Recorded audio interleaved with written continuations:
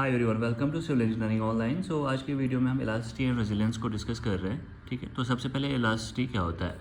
देखिए, मान लीजिए अगर हमारे पास कोई स्पेसिमेन है जिस पे हम टेंसाइल लोड अप्लाई कर रहे हैं। ठीक है, टेंसाइल जैसे हमने लोड उस पर अप्लाई किया, मान लीजिए वो ओ से लेके बी तक का पाथ फॉलो कर रहा है।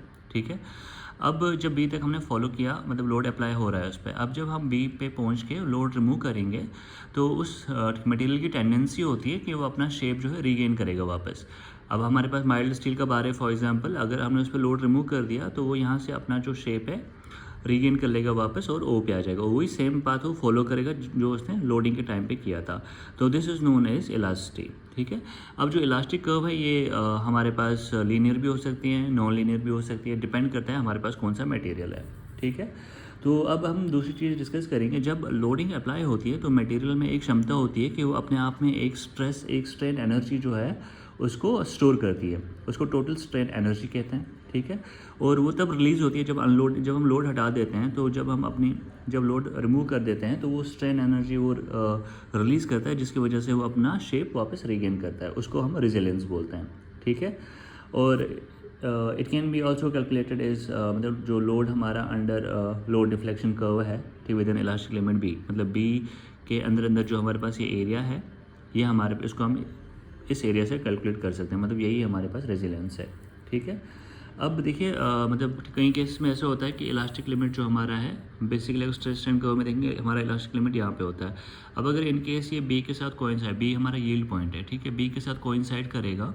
ठीक है, अगर इसने बी के साथ कोइंसाइड किया, ठीक है, दैट मीन्स उस टाइम पे maximum energy per unit volume जो होगी वो मॉडुलस ऑफ रेजिलियंस होगी।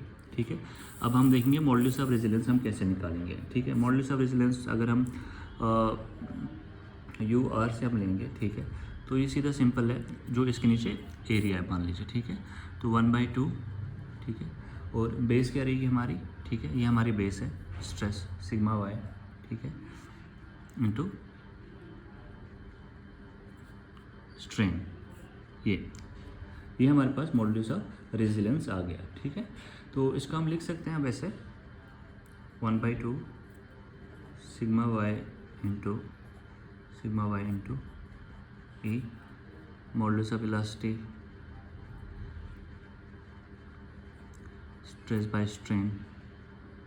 ठीक है, तो स्ट्रेन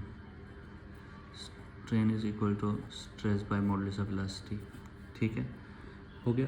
तो U R is equal to sigma Y square divided by 2e। तो ये हमारे पास मॉडुलस ऑफ रेजिलियंस आ गया। अब जो मॉडुलस ऑफ रेजिलियंस है ये यील्ड स्ट्रेस पे डिपेंड करता है। जितना ज़्यादा यील्ड स्ट्रेस होगा उतना ज़्यादा मॉडुलस ऑफ रेजिलियंस भी होगा। ठीक है, तो ये हमारा आज का टॉपिक था। आई होप आपको ये समझ आया होगा। अगर इनकेस कोई आपको डाउट रहता है प्लीज़ कमेंट में बताइए।